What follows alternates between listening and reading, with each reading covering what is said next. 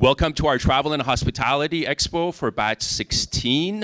Hopefully that tells you how old I am. I've been doing this for way too long. It's very exciting to have you guys here during this exciting week for travel and hospitality. I'm going to share 3 stats with you, which 2 are, I think, given that they're related to travel. 1 is not.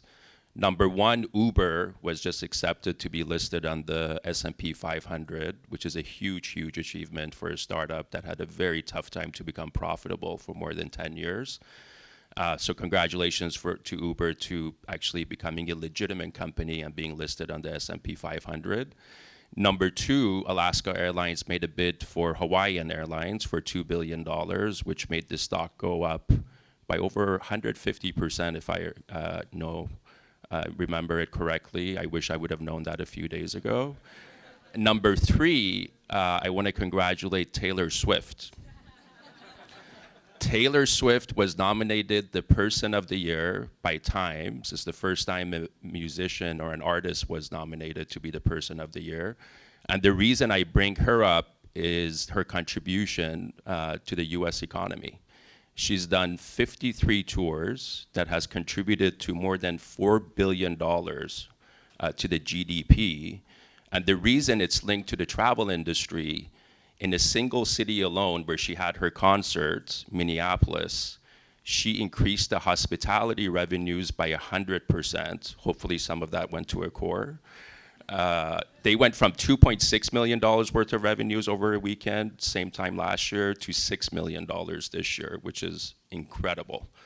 So hopefully with more concerts happening by Taylor Swift, the travel industry will gain its momentum to pre-pandemic levels. With that, we are running behind. When Saeed said, let's run the 8-minute video, I started shaking, but he recovered quickly. Quick run of show. We're going to start by opening remarks as usual. And I cannot read this, it's super small. But we are going to have a presentation on generative AI, a continuation of what we presented during our last expo on what the status of the implementation of Gen AI is for travel companies. We have a super exciting panel, the first time that we're doing this, hosted by our own Christy Choi, talking about the latest and greatest trends when it comes to investing in travel startups and the VC market in general. Then we have our startup showcase, and last but not least, we have our awards, both for the corporate awards as well as the startups that just finished up the batch. Quick trip around the world and what we did in 2023. Plug and Play Global, we were actually fortunate enough to launch 10 new offices. And we've actually brought our attention back to the US. We did a great job of expanding globally over the past few years, but we ignored the US domestic market. And this year, we actually launched more than 5 offices locally, domestically, I should say. And hopefully that momentum will continue in 2024.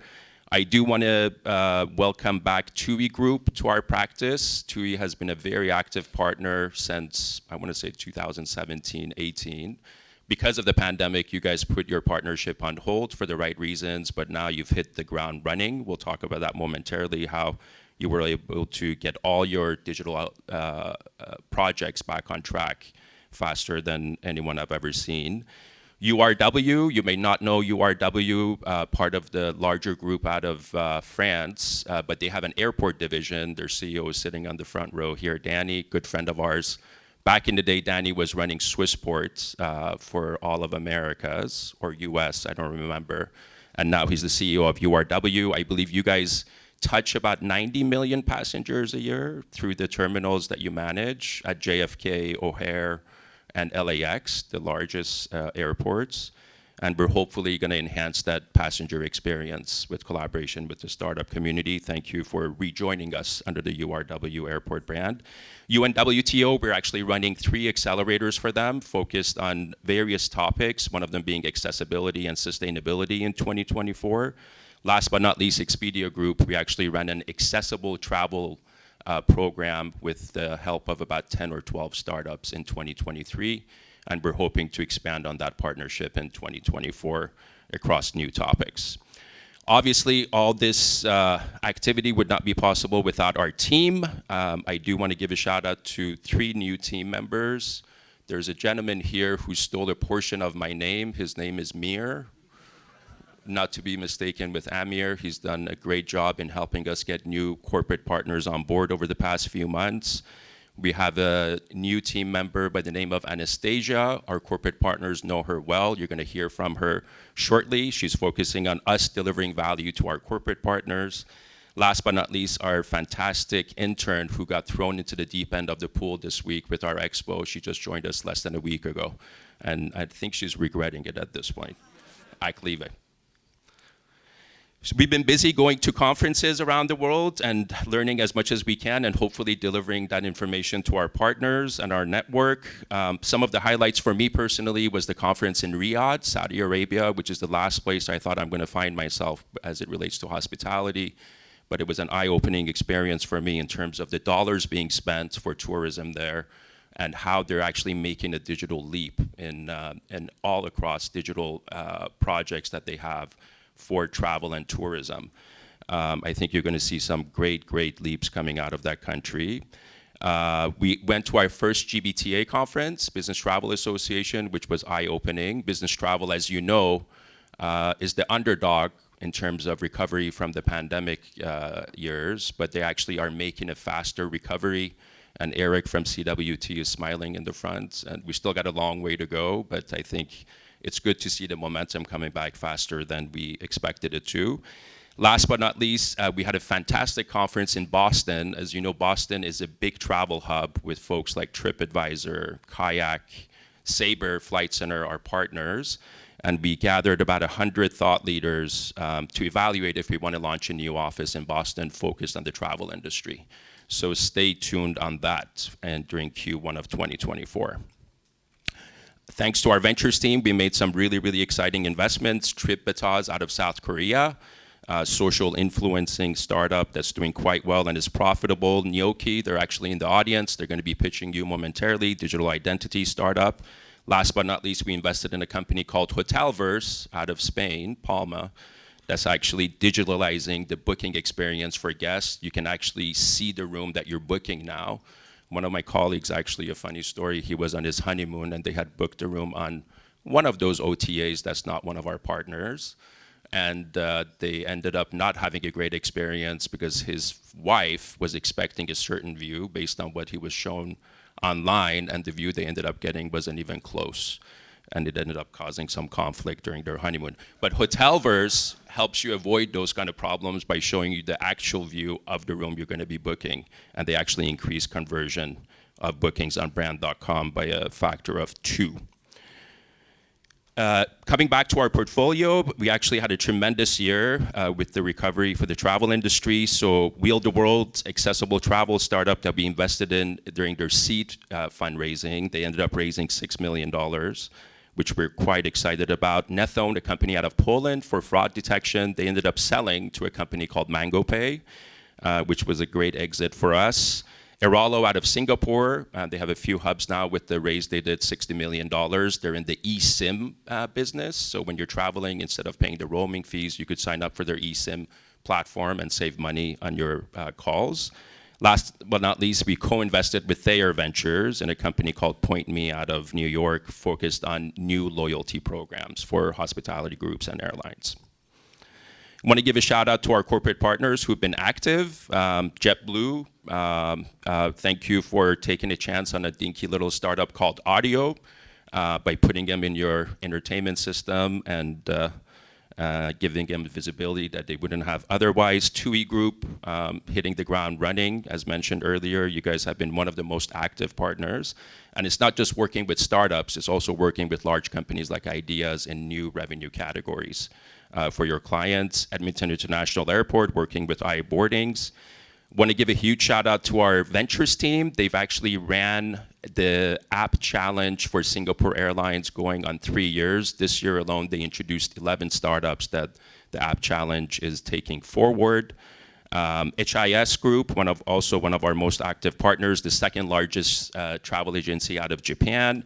They not only invested in a space tourism startup called Space Perspective, which was part of our previous batches. They're actually sending people up to space in balloons for half the cost of other space tourism companies, but they're also selling tickets for them. And I don't know what the latest number is, but they've sold thousands of tickets for them. And in 2024, they're gonna actually send tourists into space for about $120,000. I want to give a shout out to our Vienna team. They've helped Airport di Roma. You don't think of an airport having a venture arm, but they actually have a venture arm, which our Vienna team helped them launch. They've launched an accelerator program on premise at ADR, which is incredible. And they've made 3 investments so far in 2023, if I'm not mistaken, which our Vienna team helped them do the due diligence on. So that's quite exciting, seeing the airports get into the CVC space. With that, I would love to welcome one of our longest lasting partners, Vienna International Airport, Thomas Dworshak. I hope I pronounced that right, Thomas. You're also the CEO of an airport that I'm gonna butcher the name on. I'm gonna make an attempt. Košice. Košice, yeah, I'll let you say it. Thomas heads everything innovation at Vienna International Airport, one of the most greenest, I would say, digitally minded airports in the world. You guys have, I think, one of the largest solar farms at the airport, if I'm not mistaken. So he's going to tell us a little bit about what they've done in 2023 and before, and we'll take it from there. Thanks, Amir. Yeah, thank you. Vienna Airport is actually CO2 neutral as of this year. So as Amir already said, we have a like 45-hectare solar farm right next to our runway. It's the first one in Europe. Don't know if there's something comparable somewhere in the world. Very proud of that. These are the numbers. Actually, we just extended our contract with Plug and Play. So you see what we did in these 4 years of our first contract. A lot of new learnings for us. This, I would say, is the main takeaway for us is even if you are not using or are working together with the startups, each and every meeting you have is something where you take something away. And thanks, especially for the, oh, sorry, wrong. No, thanks. So in the end, it is a great partnership. The highlights we have on the slide here. Sightmark is helping us with the maintenance of this big solar farm. Of course, like 60,000 solar panels you cannot maintain manually. We are doing that with drones, and Sightmark is really a very good solution where you put in like 50,000 photos, and after one day you have a maintenance report that you can hand out to your team. Really great. The other 2 are very much helping us in indoor navigation, which we started this year, helping us growing the revenues into the terminals. Also, I can recommend, and Decipher is very interesting, an AI company that helps us getting the voice of the customer right in a way that we can put it together with the official ASQ benchmarks. So we have a integrated view of what is going on in our terminals. Really nice from all the social media channels. Yeah, in the end, I want also to especially thank the Vienna team of Plug and Play. They are heavily supporting us, doing a great job. It's really great to work with them, and thank you. Thank you, Thomas. It's been a pleasure to work with you as well. Last but not least, we always give a shout out to the people who made the travel practice possible at Plug and Play, Accor Hotels, Michelle, CWT, Eric, JetBlue Ventures, Stephen. You guys were the founding partners of our practice and stuck with us through the thick and thin during the pandemic. Thank you for doing that. Hopefully we delivered some value to you during the pandemic as well. And we look forward to future collaboration opportunities in 2024 and beyond. Now, we're going to have a much more exciting presentation from my colleague Ines Lopez out of our Valencia office to enlighten you about where we are as far as generative AI is concerned in the travel industry. Please give her a round of applause.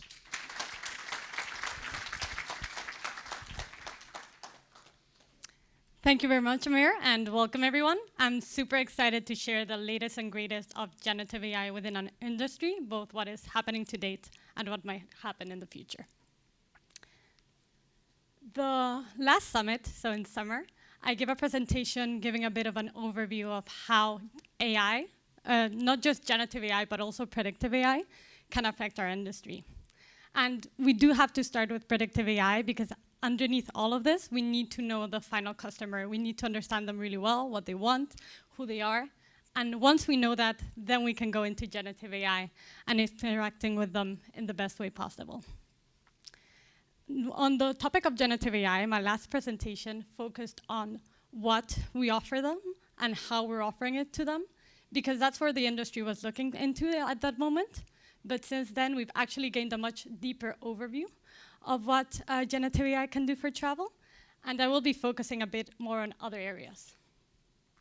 I think the most important point is at the end of the day, generative AI can really improve the customer experience, and it can do it at two levels.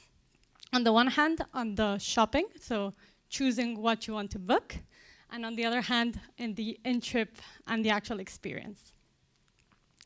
Going first into shopping, of course, travel companies are always looking into the newest tech that will take the customers from looking at all of the options to actually booking one of them.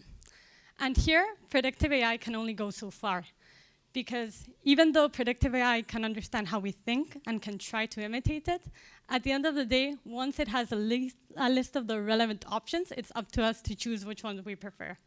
And that's where generative AI can really step in and facilitate the buyer decision process. And it can do this in various ways.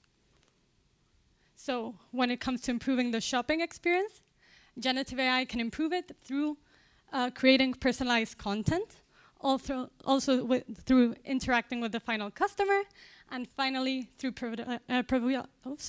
providing a bit more of an immersive experience. First, going deeper into the content side of it all, generative AI can really refresh the older content or the prior content that we really have and make it applicable to the particular situation. And also, it can simplify the content so it's a lot more understandable. And here, we're actually seeing TripAdvisor making efforts in both of these fields.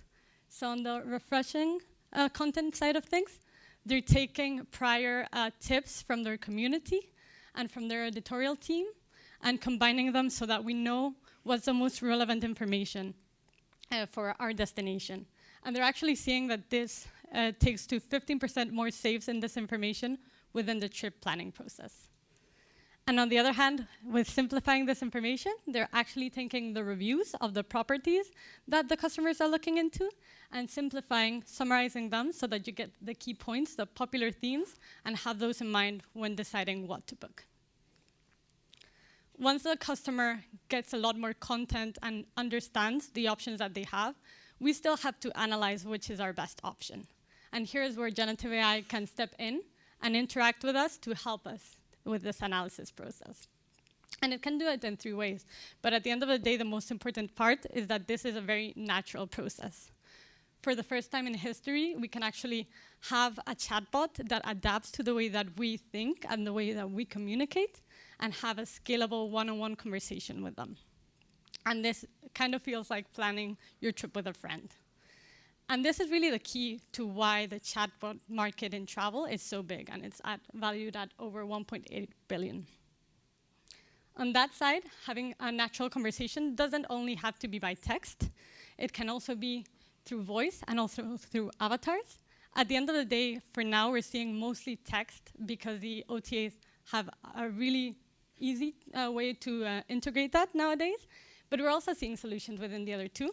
And particularly for the avatar, we do have Verbato, who has emotionally connecting avatar that can help you with the booking process. Last but not least, for the input and output, you can actually integrate this within different interfaces, which can either be outside of the platform that you're working in. So for example, with Expedia and Kayak having ChatGPT plugins, but you can also integrate it within your platform as a feature, which we're seeing a lot of for sure. But where I think it really gets interesting is when you have it as an overlay. So for example, Trip.com with Trip Genie has a semi-transparent overlay so that you can ask it any queries that you have without interrupting your booking process. And it will get even more interesting when generative AI reconfigures the platforms that we're looking into so that it's completely adapted to us instead of us having to adapt to the interface. Once we have this more immersive experience and once we've analyzed the options, we want to feel and know what it would actually be like to live them. At the end of the day, we're in an experience market, so we want to know what it will feel like. And that's where generative AI can help in two ways. The most exploited by far is itinerary planning. And even though we've seen a lot of it for now, it is showing results. TripAdvisor, for example, has seen a 70% rise in satisfaction through using their trip planning tool, and a 2 times higher completion rate for this tool than for other tools. They're also seeing that those who do complete it are 3 times more likely to buy 3 times as much from them. And also, they're seeing 4 times higher membership signups than for other tools, and those members that do sign up are 10 times more likely to buy something from them. On the other hand, on where it will really get interesting in the future is taking this itinerary and making it a reality through a virtual travel guide. On that note, generative AI can really help you visualize what the experience will be like and actually execute it when the time comes in a dynamic and a detailed way. And this is something that Expedia is particularly looking into. Once we've booked and we've decided what we want to do, of course, it's time to actually take the trip. And there's where generative AI can help us to manage the disruptions and also to reduce any friction points. On the disruption management side, we are seeing that even though predictive AI is really good at predicting where the disruptions will happen, generative AI can really help when the disruptions happen. It can provide support by giving automated answers and updates as to the current situation and also tailored solutions that really reassure the customer and give us their trust that we're doing the best we can and make sure that it's going to be okay, even if everything is not going perfectly. On the other hand, on the friction reduction side, generative AI can really help us adapt to the customer instead of the customer having to adapt to our airlines, airports, hotels, so on and so forth. And here you can see a really exciting example, which is misapplied sciences. Don't know if you noticed, I'm guessing you are looking at it more than you're listening to me right now, but basically you can look at the screen, and depending on where you're sitting, it'll show you something different, and then gone are the days in which we're going to have to look at 100 different flights to find the one that is ours. This is really technology that adapts to the customer, and at the end of the day makes their life easier. And this is a bit of the gist of what is happening in generative AI in travel. I hope that the next time that you're thinking about how it can impact, you remember these key points. And I'm super excited to see how you will fit into this in the future. Now, without further ado, I will hand the mic over to Christy, who will give a really insightful panel on fundraising in travel. Thank you. I think I'm good. Thanks so much, Inez. Always so insightful. I'm always learning from Inez, so I hope it was all insightful for all of you too. Okay, next up, we're just setting up, but I'd like to welcome our panelists onto the stage.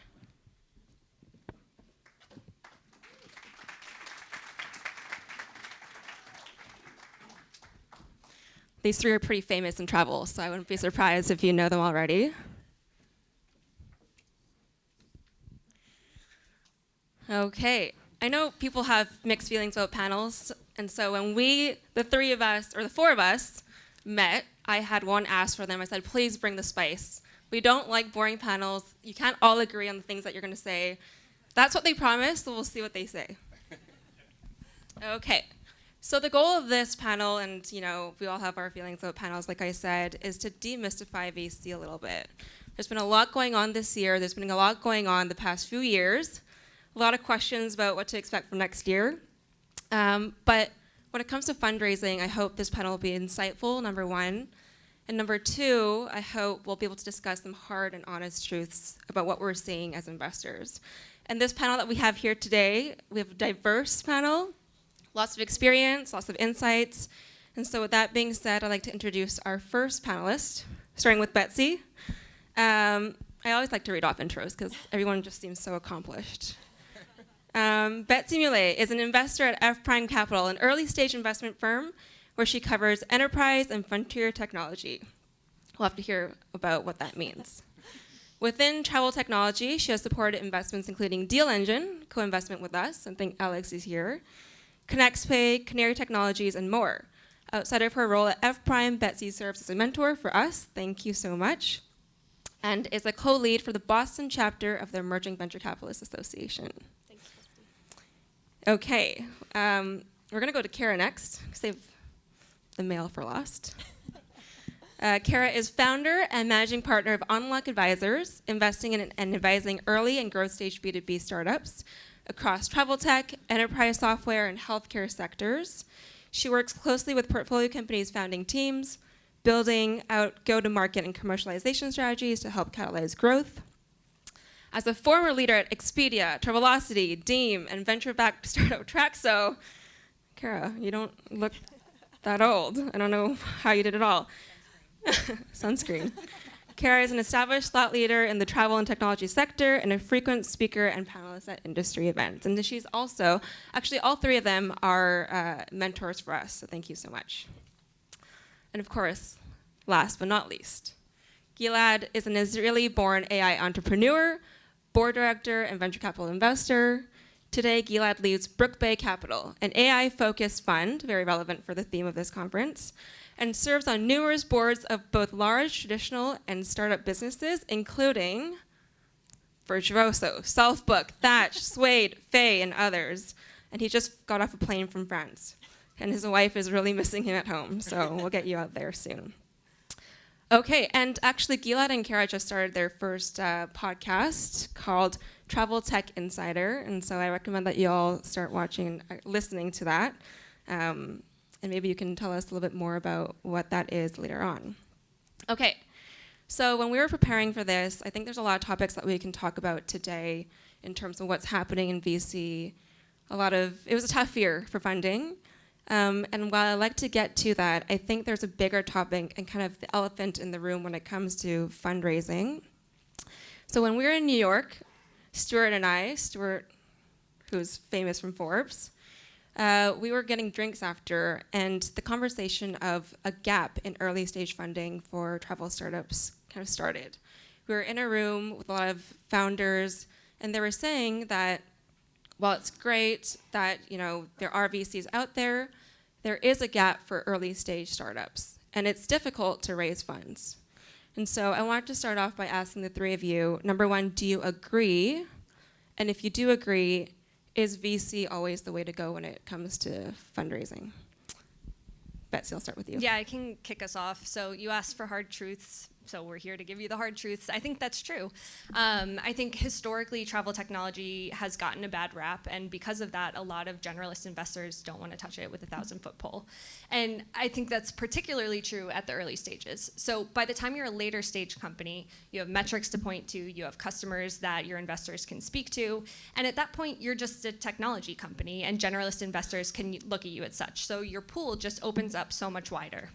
I think at the early stages, a lot of people don't understand the complexities that travel has from all of the legacy companies and their historical tech stacks. I think a lot of people don't see the broader vision that travel technology can bring. So it's really important to target the right investors if you are going after venture capital as your early stage funding, so that they can be the right partners for you in that situation. Kara, anything to add? Yeah, I think the answer is yes and no, depending on where you're sitting. So I see stuff outside of travel. There isn't really as much of a gap. I think there's still good businesses in the seed stage that are getting funding, and there are more institutional investors that play in the seed stage and other sectors outside of travel. I think in the travel sector specifically, it is, to Betsy's point, it's harder for institutional investors to really understand the math and the economics behind a lot of these travel startups. I think it's very niche-y, right? And I think that is due to two things. One is on the consumer side, it's incredibly hard to scale a consumer travel business, right? The unit economics are just so difficult, and the cost of acquisition is astronomical. So I think in the consumer side, it's very, very difficult until you kind of hit that trajectory point, and however you find the magic to get there, that's the point when you'll get attention from the institutionals. But until that point, it's going to be incredibly difficult. I think on the B2B side, it's hard for different reasons, mainly because the procurement and sales cycles are so complicated, and it's just something that institutionals aren't willing to take a risk on at that stage when they can put money into something that they understand a little bit better, that has a little cleaner sales cycle. So I think from that point, it's a bit challenging for those seed stage companies to raise institutional funding. However, and I think we'll touch on this in a bit, I think there is plenty of opportunity for alternatives to venture funding. So groups like this, where you have corporates, I would love to see more corporates get involved in funding some of these early stage ideas, because there's a lot more synergies in that area. And then angel investors, which is some of what I do, and Gilad and others, we have different math that we're looking at when we're evaluating early stage companies, because we're not necessarily tied to a specific return target in the same manner that institutionals are. Going back to your point about CVCs, which we have a lot of corporations here, sometimes when you're raising subsequent rounds of venture funding and you see a corporate on the cap table, it raises flags. Are you just tied to it? Are there ties to this money?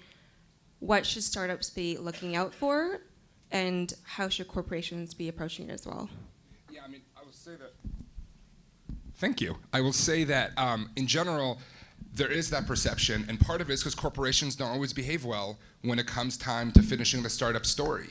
And sometimes corporations, understandably, we're all watching out for our own bottom line. At the end of the day, create situations that startups are in that lead other investors or other potential buyers to not be interested.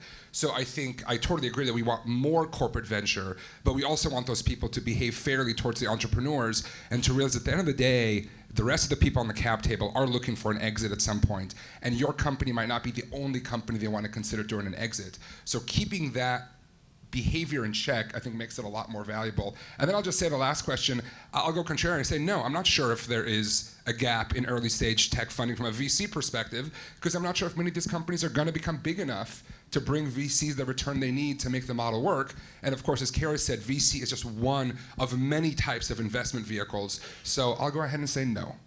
Perfect segue. So there's been a lot of talk. I've been in some panels and sitting and watching some panels during our Expo and our summit this week. And there's been a lot of talk about if a company is VC backable. A lot of people have opinions about this. What does that mean? Is it fair to say that for travel, Betsy, not baby. Maybe we will start with you. So when you are evaluating a company, what are you looking for, and how are you calculating potential exit outcomes, even though it's so hard to, obviously, at the earliest stages? Yeah, definitely. So I think in any vertical specific market, so as Christy said, we look broadly across enterprise, travel being one of the areas that we do look at, but we look across a lot. And in any vertical specific market, the buyer set is limited. That's just the nature of vertical markets. So the buyer set is limited. So because of that, we either need to really fully believe that this company has a big enough market that they can IPO. They're attacking a big enough part of this vertical that they can eventually go public. Or we just need to be realistic about what the M&A opportunities are. So when we think about TAM, we do think about it from both a tops-down and a bottoms-up perspective. But from the bottoms-up perspective, how much are you charging? How many customers are there out there that can buy what it is that you're building? And then what can we layer on, whether it be additional products to sell into those same customers or targeting tangential customer sets to kind of expand that TAM. So once we get to that final number, if it's big enough, then great, we can believe that you can IPO. If it's too small, then either maybe it's just not the right fit for venture capital, or we just, as I said, need to be realistic about what the M&A opportunities are and need to adjust the valuation in which we come in to be cognizant of that. Because at the end of the day, we need to provide returns for our capital partners, our LPs. So they're expecting 3, 5, 10x on that money. And if the market's not big enough, it's impossible. So the incentives just aren't aligned. Gilad, anything to add? Nothing to add. Okay, Kara? Yeah, I think one of the main points in answering that question is to consider the fact that VCs aren't investing their own money, they're investing other people's money, right? To your point. And the LPs are allocating that portion of their portfolio to VCs as the high risk play in their total portfolio strategy, right? If they wanted a regular 10x return or something, they could put that in public equities, right? So they're intentionally allocating that money to high risk classes like venture because they want that 50x whatever return, right? And so that's something that I think a lot of startups don't always appreciate is the reason venture funds are looking for that type of profile. And so you have to be able to do the math for what your return potential is. And I think we'll talk a bit about TAM. And that's really, TAM kind of drives everything when you're talking to institutional investors because that's how they do their math to get to the returns and make their investment decisions. Yeah, and if I just one more thought, I mean, this is where, again, strategic investment makes a lot of sense because the math that a strategic is doing is totally different. They have a way, if things work out, to get an ROI outside of an exit. For us as investors, we have no way of getting any ROI outside of an exit. So if you're getting money from a VC versus a corporate, they're going to look at it totally differently. On pitch decks, do you prefer to see a potential exit outcome, or at least that the founder is thinking about an exit and identifying potential acquirers at the seed, Series A, even pre-seed? Or do you think that's way too early and they should not be concerned about that at that stage? I would say no. I mean, again, in some use cases, there's an obvious small number of buyers. And if that's like that in biotech is sometime in place where you see that kind of thing, then it does make sense. But generally, I would say no, because you have no idea how your product is going to mature over the next 3 to 5 years. So how the heck do you know who's going to want to buy that product down the road? I say yes because I want them to go through that mental exercise of understanding what the life cycle is for their business, right? And so I think having even understanding it's going to change. It's going to change like 40 times before they get there, right? But I want to see that they've gone through the thought process to figure out what that looks like or what that could look like, and what the math is associated with that to get back into how they're going to run their business efficiently and profitably. I'm with Gilad on this one, on not putting it in the deck. Ooh, spice. And sorry to tamper down the spice, but I also do think you should go through the mental exercise, just don't put it on the slide, because we're early stage investors. I mean, we are thinking of this as a long-term bet. So I don't really want you to say like, hey, I'm giving up at this point. Like, I'm already thinking about getting out of this. I want you to say, I'm committed for the next 10 years to build this, and here's how we can make it a huge company together. And I would just say, like, in some industries, what might be helpful is talking about the size of exits in general. So if you're trying to educate the investor, which is often, if you're talking to a generalist investor, a big part of your job during an investment pitch, talking about the size of exits may be helpful in helping them think about the TAM and potential outcomes. I feel like my panelists are setting up for my questions. So on pitch decks, we see huge numbers about TAM. It's as if the entire world is the startups market. And I think, obviously founders want to present a big enough market to convey that there will be potentially a massive exit outcome for everyone involved. The global tourism industry is, the last I checked, as of now, worth $2.3 trillion. At least that's how big the TAM is. However, that's not the TAM for every single company. And so how should founders be calculating and thinking about TAM, total addressable market, when they are thinking about their business, creating their pitch decks, talking to investors, et cetera? Yeah, people forget the A in TAM. The A in TAM stands for addressable. You're not talking the total market, you're talking about the total addressable market. So be thoughtful about what portion of that 2.7 trillion or whatever it is you realistically think that your service can address, right? It's in the name.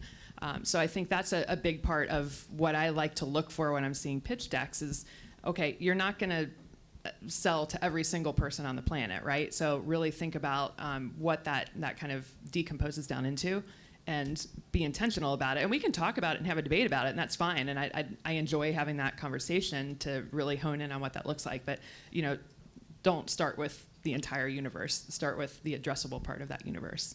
And I would say the thing is, if you come to me with a TAM that I think is unrealistic, my only assumption is that you don't know your market. And if you don't know your market, we have no reason to keep talking, because I'd never invest with someone in a market where they're not one of the experts. So I always tell founders, if you get one number right in your entire presentation, it should be your addressable market size.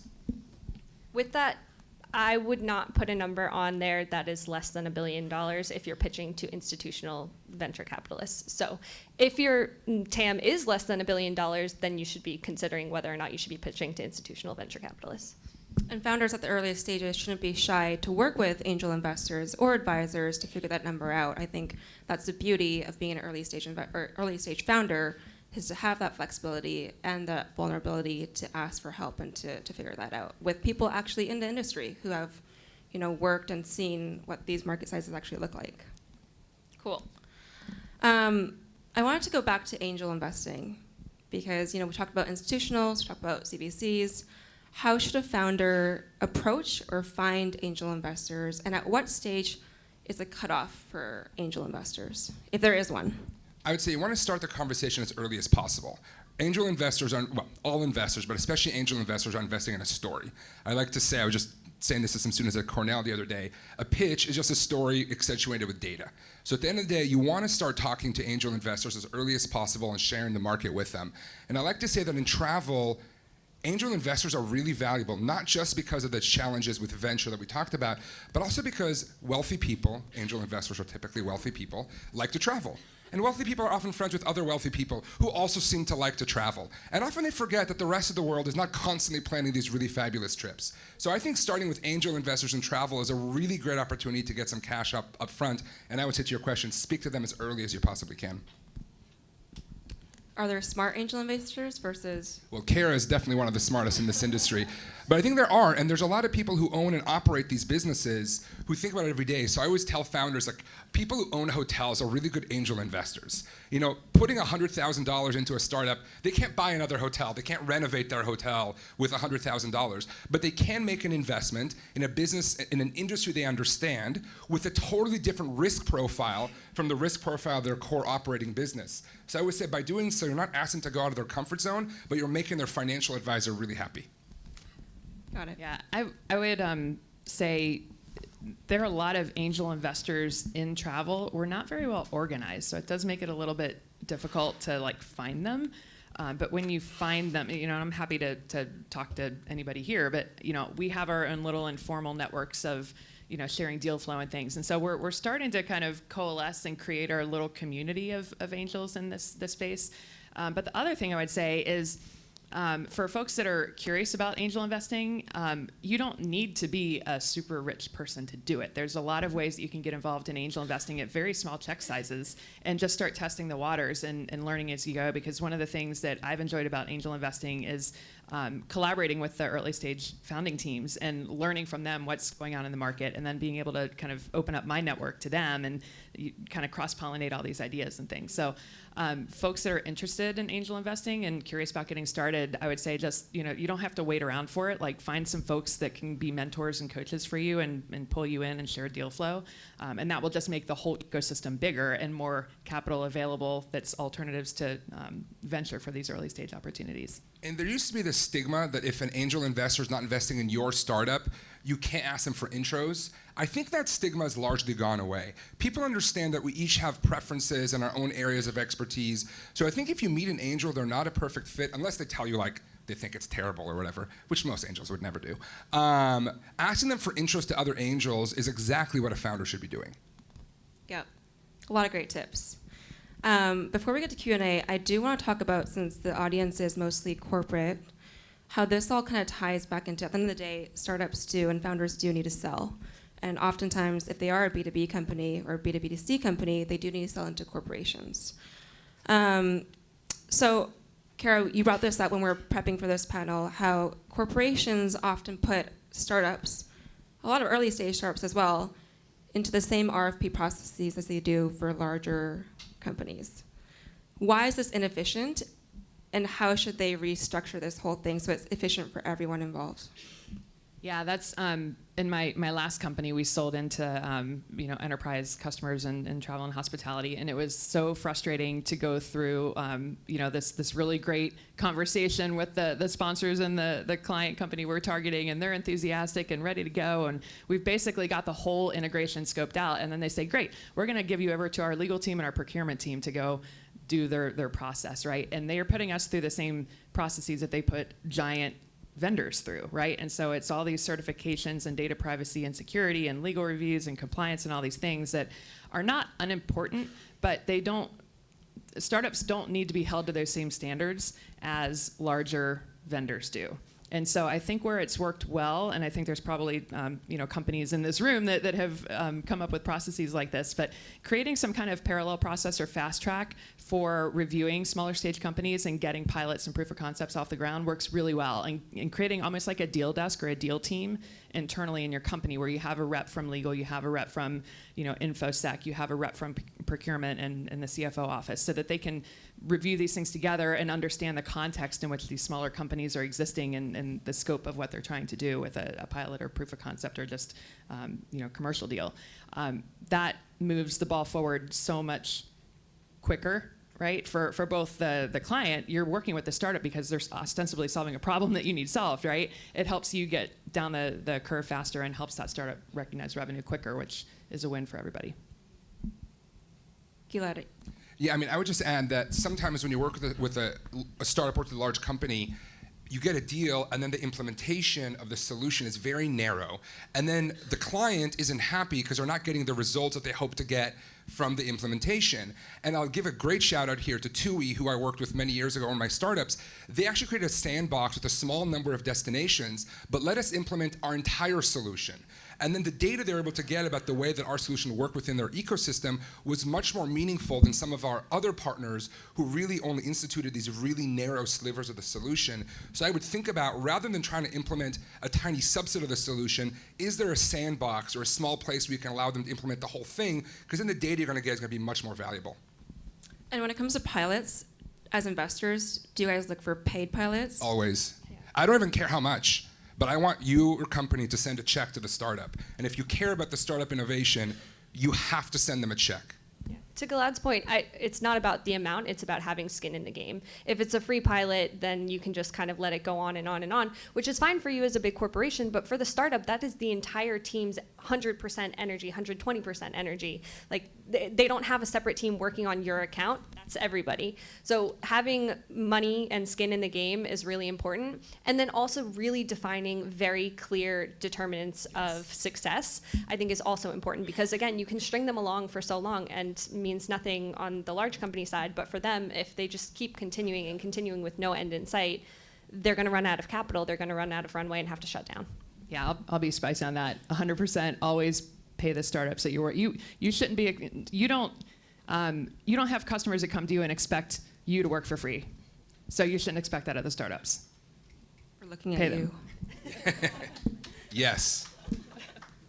Okay, last minute, I want to do a quick Q&A. What is one thing you wish founders paid more attention to when fundraising? Gilad, go. Oh my God, well, TAM is the first thing that comes to mind. But I'm going to have to think of another thing since we've already talked about TAM. But I'll just underline that. If you don't know your market, how can you expect them to invest in your company? I'm going to say the competitive set. Travel is not a new sector. It's been around for a long time. People have tried a lot of different things. So you really need to understand your current competitive set, who's out there, who's trying it, why you're better, but also what attempts have happened in the past and what have failed, because a lot of investors have looked at those companies too. Yeah, I like them to be really thoughtful about the unit economics and the commercial side of their business, and have a directional point of view on that, but understand and be flexible about changing it too. But go through the exercise of doing the math on what that looks like commercially, and understand how you're going to get to profitability sooner than later. And if 100%. I can just underline what Betsy said, I mean, why now is a really important part of it. Very few ideas are truly, truly novel. No person has ever thought about doing something like this before, especially in a giant industry like travel. So why now? Why is your startup going to work now? I think is a really important thing that you should be highlighting. Awesome. Well, I hope this panel was insightful. I think we have 4 minutes and 54 seconds for questions. Which is better than we expected to have at the end of this. So I do have one more question, but I'll save it. But we'll go on to Q&A. Stuart, I think. During our practice, we did say Stuart would have the first hand up, so we did predict that. I want to know the over-under on that. Stuart Greif, Forbes Travel, formerly Microsoft, JD Power, and Unicorn and Parity Travel Lead. I'd love, Kara, if you could share your perspective on female founders and male founders vis-a-vis TAMs, because I think it's important for everybody to have that view, the great perspective. And then if everybody could touch on family offices as kind of a class, as an alternative or a subset of angels.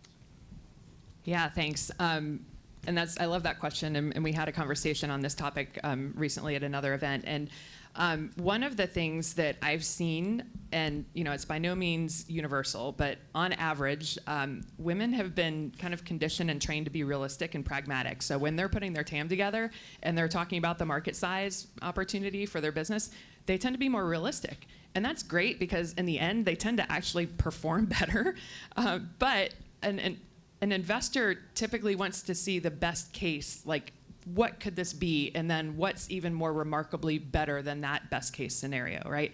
And so male founders tend to take that approach when they're building their TAM and doing their pitch, like the most incredible opportunity that this could evolve into.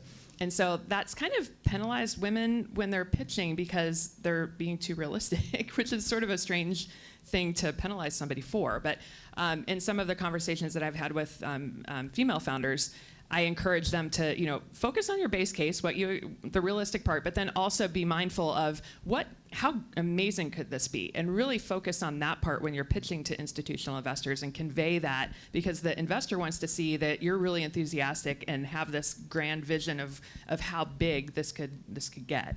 So that's one thing that I would encourage, and it's a weird thing to highlight, but I've seen that repeatedly, and it's kind of hurt the ability for a lot of female founding teams to get the kind of capital that they should be getting. I'd say heck yeah on family offices. I mean, you get a little bit of the best. You can probably get a little bit of the worst of both worlds, but you also get a bit of the best of both worlds. Is faster decision, people who are going to be much more bought into your narrative and your personal story, but typically much larger checks you can get from an individual angels. So I'd say heck yeah, and there's a bunch of organizations out there that are kind of clumping family offices together and helping with deal flow. So it's a lot easier than 5 or 10 years ago where you had to find like a member of each of these families somehow. There are some shortcuts now. I'm going to put you guys on the spot here talking about valuations, maybe zooming out a little bit out of the travel industry and across all industries. Do you feel like the valuations have settled to normal levels when you compare it to 2021 and early 2022? And if you feel comfortable, let us know what valuations for seed and Series A were you investing in 21 versus second half of 23, let's say. Yeah, have they settled is an ongoing question, and if I had the answer to that, I would have a lot of money. But I think they are settling. I think it started in the later stages. Well, it started in the public markets and then has kind of worked its way down. So if you look at the PitchBook data, which is a big data aggregator for private markets data, Series C and beyond, and then even B plus are down 20-ish% on both round size and valuation. If you look at Series A, it's down, but not nearly as much as that. And then if you look at seed and pre-seed and accelerators, it looks about flat, which is interesting to see. But I think there's two reasons for that. One of the reasons is because PitchBook is a lagging indicator, so not all of the data is up to date. People just report to them a little bit later. And then the second reason is I think the benchmarks have also shifted. So what was called a seed or a Series A back in 2021 might have had, 100K of revenue, whereas now we're getting up closer to $1 million. Or for a Series A, now people are looking for over $1 million, 1.5, 2 million. So rather than the valuations looking like they're coming down, it's just that things are happening later and later. So a really interesting metric is if you look at the time between rounds, that has gone way, way up. So I think we're settling. I'm hopeful that 2024 will be a much more active year, and that folks will be ready and excited to deploy capital more willingly. But I also think founders need to be realistic and think, like, if you're expecting a 2021 valuation, it's probably not going to happen. And honestly, it might be for the best, because a lot of the folks that raised in 2021 are having a really hard time raising now because they're going to have to take down rounds, and that's not good for anybody. I have nothing to add except for that's exactly right. Yeah, same. I would say as an angel investor, and I'm more pre-seed, some seed. Frankly, I don't worry about the valuation as much. I'm kind of less concerned about that, and that's what I tell the startup teams. Like, don't obsess about that right now. Just get the money and build as fast as you can, because the quicker you can get traction, the better position you'll be for a really nice valuation when it comes time to go for the institutional rounds. Yeah, and the thing is, like, at the end of the day, startup outcomes are largely binary. Either it's going to work and everyone involved is going to make some money, or it's not going to work and no one's going to make some money. So my advice to founders is, like, don't haggle too hard of a valuation, especially if, like, you're in the same ballpark. It doesn't matter. You should spend your time building a business that makes everyone money at the end of the day. One more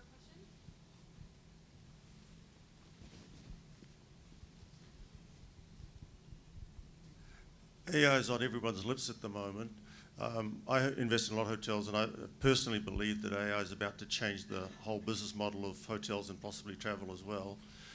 So I'm anticipating AI delivering a fundamental, substantial, systemic change across the next 5-10 years. Is that your view, or is it just another extension of technology? And it's going to be interesting, but not fundamental. I mean, I think my answer is somewhere in the middle, right? I think the back of house of the hotel, the marketing distribution of the hotel, that's going to change drastically. I think the human experience of traveling, I hope, stays largely the same, except for more hospitable. So I always talk about when you show up at a hotel, right, the first 5 minutes are the worst part of the hotel experience. You get there, you wait in line, there's someone going like this on their keyboard way too many times, it's unclear what they're doing. They're asking for the credit card for the third time since you've made the booking. Like, these kinds of things are insane. And I think that AI can really help with that. And imagine walking into the hotel and saying, welcome back. We saw that you were here X number of months ago. We know you love chocolate, so instead of a shitty bottle of wine, we're gonna put a delicious bar of chocolate in your room. So I think that there's so much opportunity to change that, but my hope is that the fundamental element of going somewhere new, experiencing something new with people you like, I hope that doesn't change, but I think everything else will change. And my advice is around AI, to speak with a lot of hotel owners, is thinking about, like, the mobile revolution, right? The people who won the mobile revolution were not the very first companies to have a mobile strategy. It was the companies who committed to test and learn over a decade that allowed them to succeed. So my advice to all businesses today is test, play, learn, and a year or two from now you'll have enough knowledge to make an AI strategy, as opposed to trying to do that today with very little information about how it actually impacts your business. Hi, everyone. All right, I'll be the last question. I'm Tavishi. I'm the founder of Turn. We're building AI toolkit for travelers and travel agents. So the question I have is, I've looked at alternate funding and angels that are not necessarily connected to institutionals or very process-driven. What I've noticed is the biggest gap is because you can't run a really tight process for fundraising, the gap in how long they take, their thinking, those processes are really hard to kind of navigate, and you're building product, fundraising. So do you have any suggestions on, if you're going down angel route pre-seed, what's a good process within travel, or how do you kind of navigate that? Well, if nothing else, you want to use a safe for a note that allows you to take money as soon as someone says yes. I always say this, the downside of a price round, right, is we all have to agree on a valuation at the exact same time and sign at the same time and take the money at the same time, and that's very not an advantageous process, like you were saying. So whatever vehicle you're using, and most people are using a safe these days, something allows you, as soon as you get a yes from an angel, you want that wire that afternoon hitting your account. So I would certainly do that. Now, I wonder if Betsy has a perspective on this. It seems to me that the historical process where people say, I'm going to be here the first week of July, then the third week of July, and I want the checks the first week of August or whatever, to me that seems like it's largely gone away. Yeah, I would say at the institutional level, things have definitely expanded and elongated. And again, I think 2021 was nuts, and having to make a decision within 2 days is just not good for anybody. You don't know us as partners. We don't know you and all of the pros and cons of your business. So I'm glad that it's elongated a bit. But also from the startup perspective, I think it's perfectly fair for you to ask, what is your process? How long do you expect this to take? What steps do we need to go through? When should I expect an answer? And for the VCs or the angels or whoever it is to be upfront and honest with you about it. I mean, you have to focus on building your business, and that's what we want you to be focused on. So I think it's perfectly fine in that first meeting to say, what does your process look like? Who are the people involved? Who are the decision makers, et cetera? Just getting that really clear answer. Yeah, and I think the same thing with angels. I often coach founders. If you've had 3 conversations with an angel at an early stage startup, you can ask them for an answer. There's really not a lot left for them to analyze after 3 conversations. And obviously you want to give them a few days between each conversation or whatever, but I think it's totally reasonable for you to say, we spent a bit of time together now, where are you? Yeah, I don't think there's a specific right or wrong process. I think it's just come up with a process that works for you and your cadence and where you are in your cycle. But yeah, don't be afraid to ask the question, and you can ask it, is this a yes? Is this a no, like a hard no, or is this a not right now? And keep a process, have your own CRM system for following up, but just come up with a process that works for you, and then allocate your time to fundraising versus building, and just stick to that. Awesome. I think we're all out of time. I see Curtis's face looking at me, so we're going to move on to startup presentations. But thank you so much, Kara, Gilad, and Betsy. Thanks, Christy.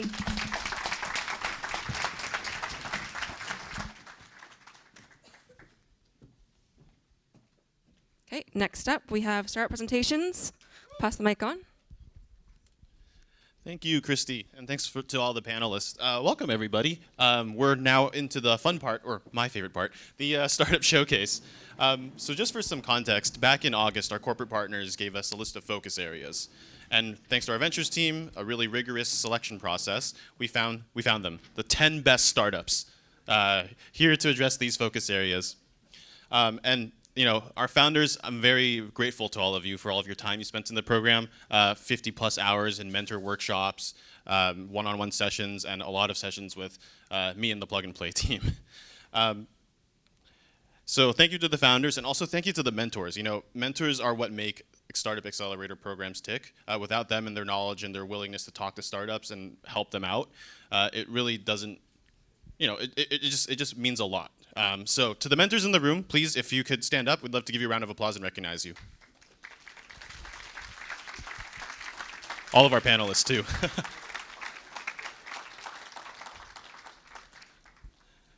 Okay, and with that, let's start. Vikas from Neoke, I'd love to bring you on stage, visiting us from Amsterdam.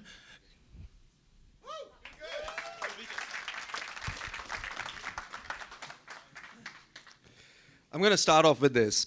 Earlier, Yurkan from TOG gave a beautiful presentation, but he talked about something really specific. He talked about having a digital passport for the customers of TOG, where you can plan and understand, authenticate, but also what are the different driving styles, where do they go, and so on and so forth.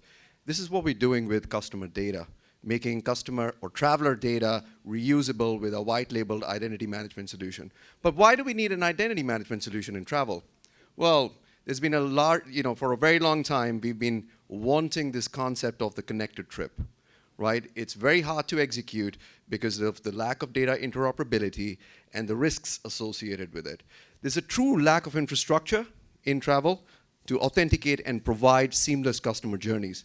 And a part of the problem is how the data and identity data or customer authentication is used, stored today. If you think about, and just take an example of an airline, an identity data of the customer is stored when somebody makes a reservation or if somebody registers for a loyalty program. Guess how many customers actually register for a loyalty program? Less than 1%, less than 3% actually make a reservation, and that data is not interoperable because they're stored in different systems, hence no personalization, no seamless customer journey. The other day, I was presenting to a partner, and they said, "What is Neoke?" And Neoke is Neoke Okta? Is Neoke iCloud? And then he said, "Well, if Okta and iCloud has a baby, that is Neoke." What if there is a way to authenticate a customer, no matter how that customer wants to be authenticated, no matter the platform that they're using and the device that they're using, and store that data in a decentralized manner in a distributed cloud and edge computing, but you always have access to it, keeping customers always in control of the data. Let's talk a little bit about what Neoke Auth is. That's our first product. Seamless and lightning speed onboarding. Try to log in or register in any airline today and tell me how your experience has been, right? It's not so easy. What we do is we provide traditional identity systems like single sign-on and transfer that data into the loyalty system to onboard the customer seamlessly, but also provide authentication systems via credentials or wallet, including biometrics. And that actually is your biometric onboarding that takes you through till the end of the journey, and not that you have to get onboarded at the end at the airport.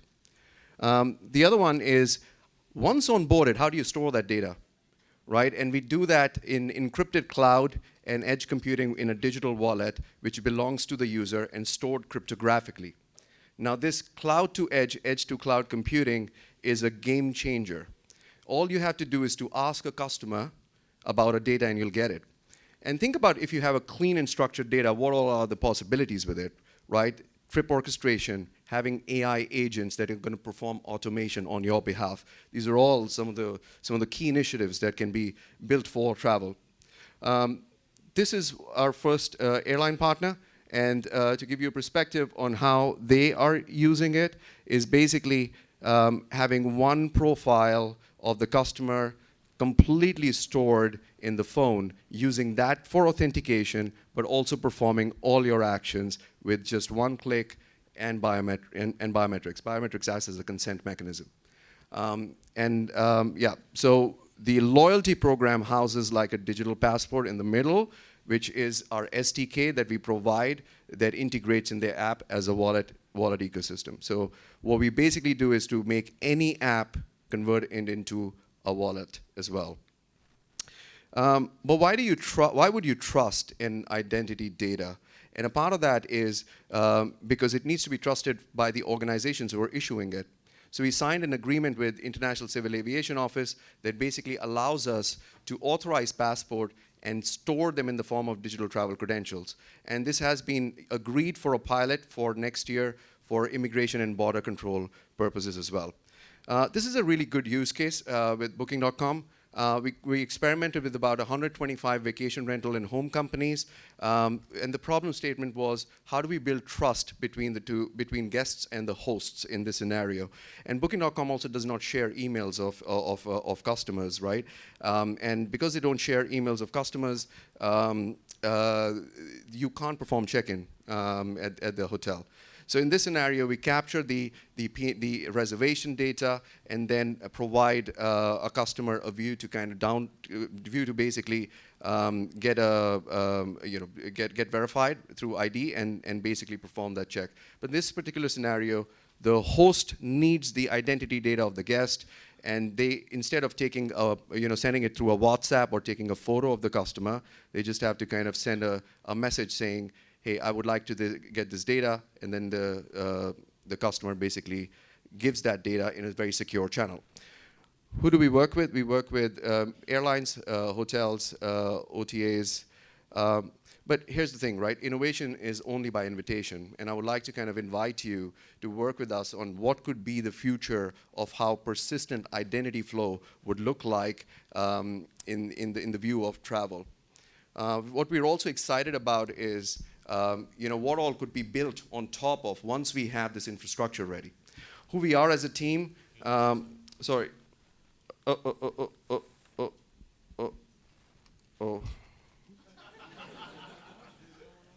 Who we are as a team. Hey. We're a seasoned team. My co-founder, Sebastian, was the first data scientist in Booking. He built personalization engine that you love. He built a search box for Booking as well. Estrella, who we found, was a professor in a university in Malaga, comes from academia, but has worked for many years in basically making internet safer in European Commission. And I was managing director of Booking.com before, did multiple roles there, but mainly operations. And yeah, that's who we are. If you would like to talk, let us know. We're around here. Thank you very much. Thank you so much, Vikas.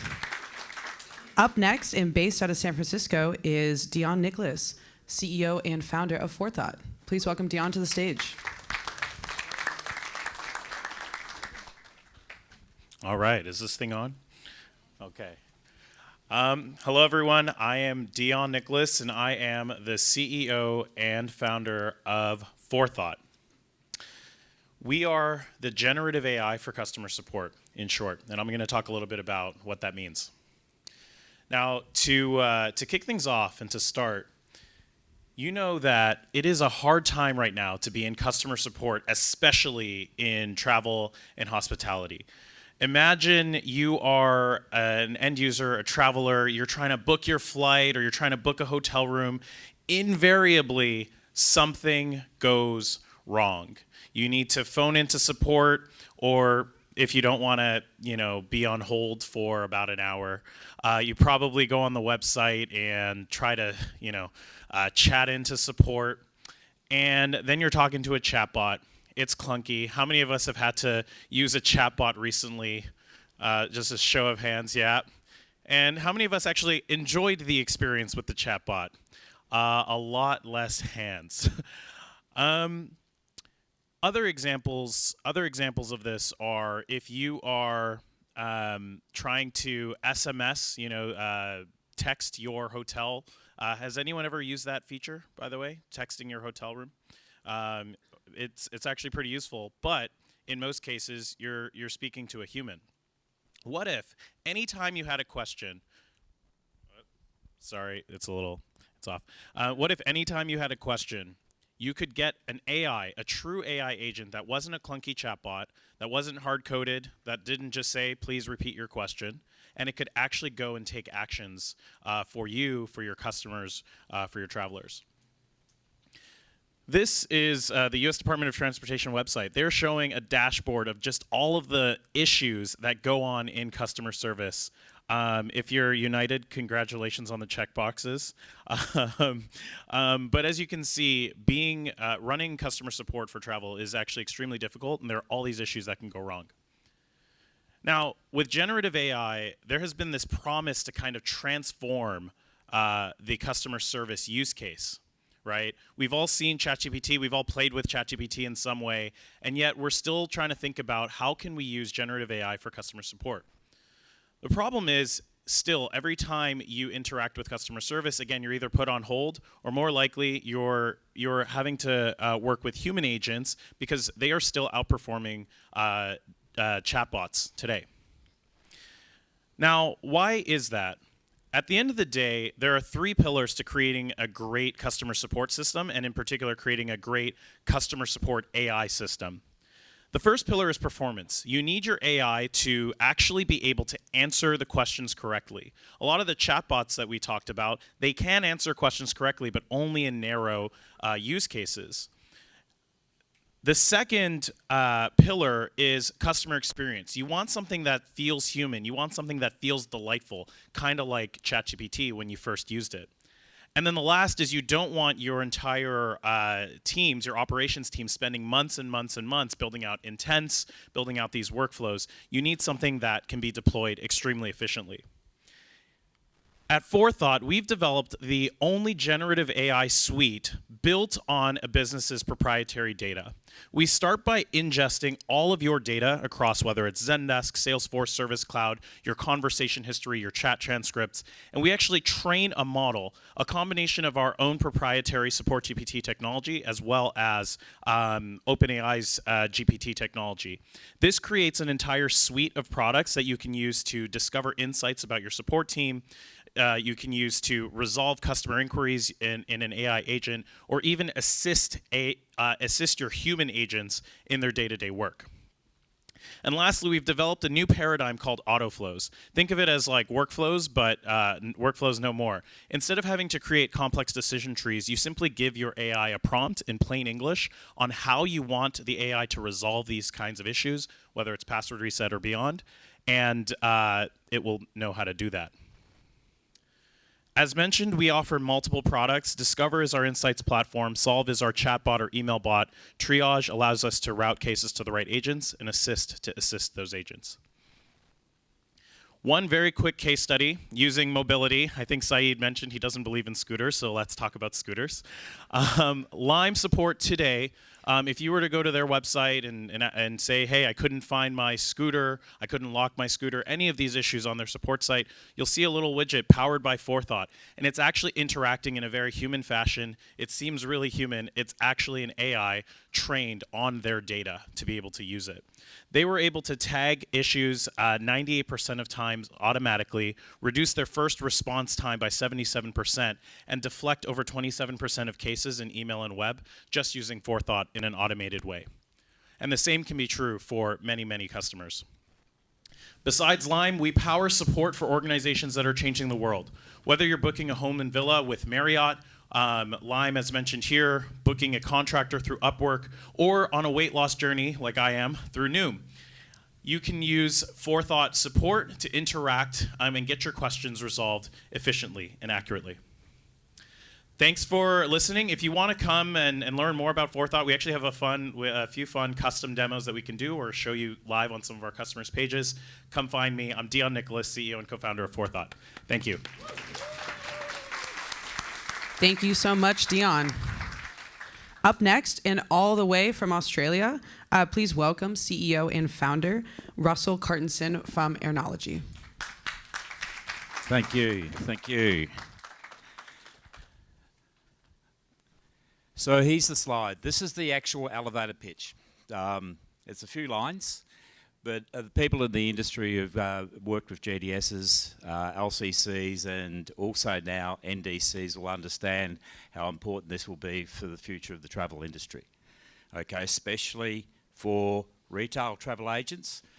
Companies like Virtuoso, who've got 23,000 super sellers who are needing the technology to be much more efficient with the air side of their business. We are able to provide every single one of them with a full online booking service with all NDC, GDS and LCC on the same platform. TMCs, same thing. We've got a lot of TMCs that are multi-GDS who are really struggling with the NDC environment. They're actually going to be really under pressure over the next couple of years because the Kodak moment has started. At the moment, NDC is here. So in 2027, the percentage goes from 10%, 15% to 90% in 5 years. No one's ready for it. No one.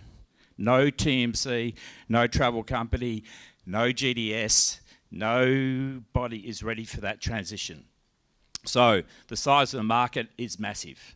Just in North America, American Airlines, United Airlines have absolutely forced the issue in this market, and very few people actually could be able to produce NDC content.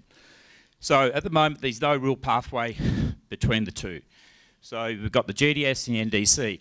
We manage that transition because we've actually got contracts with Sabre, Amadeus and Travelport. So you can actually transition between a GDS to the NDC component. Now our NDC is purely directly with the airline. So we don't do it through the GDS, we do it with the airlines. Lack of investment over the last couple of years, especially with COVID, a lot of businesses just didn't invest. We started in December 2019. We had enough money to keep us going for 3 years.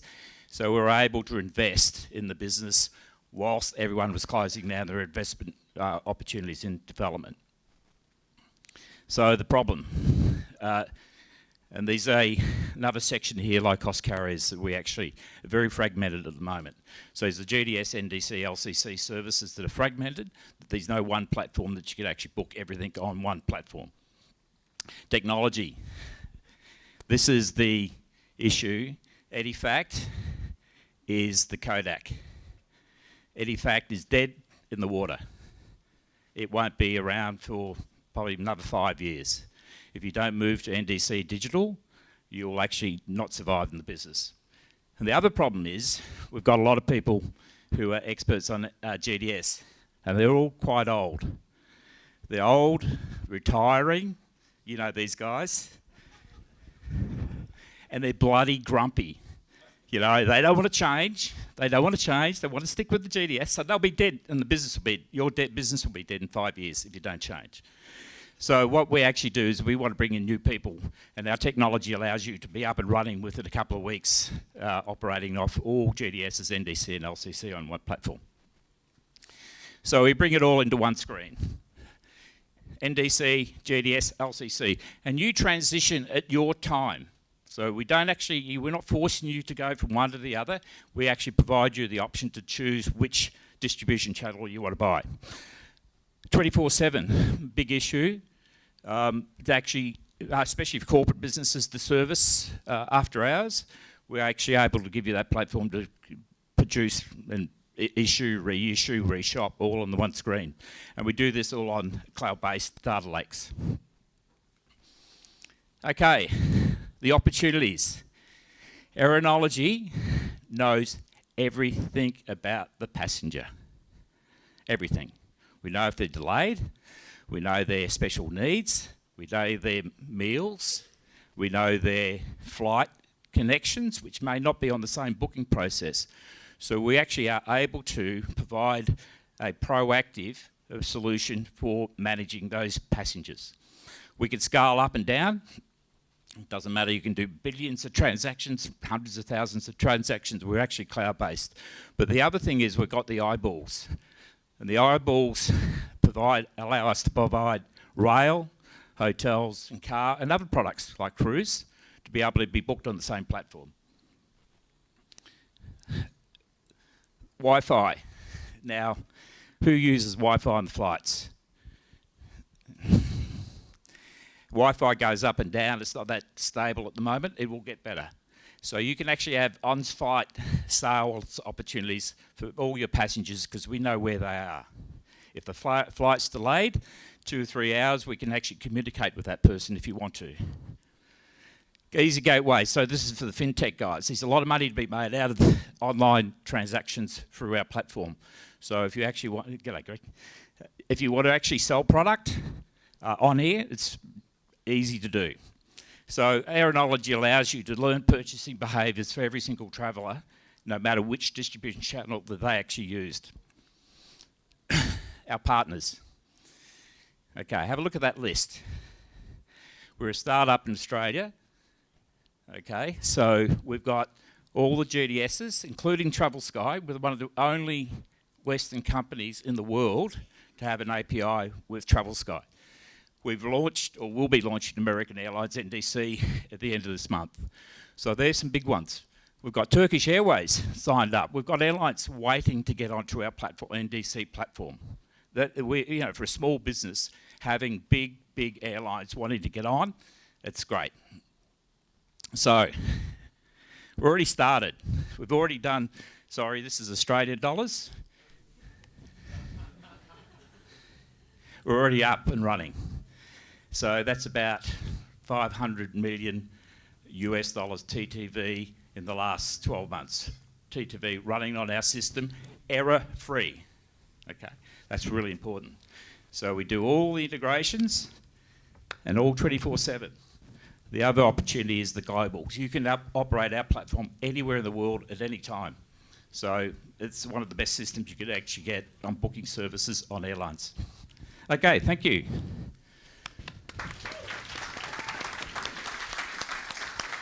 Thank you so much, Russell.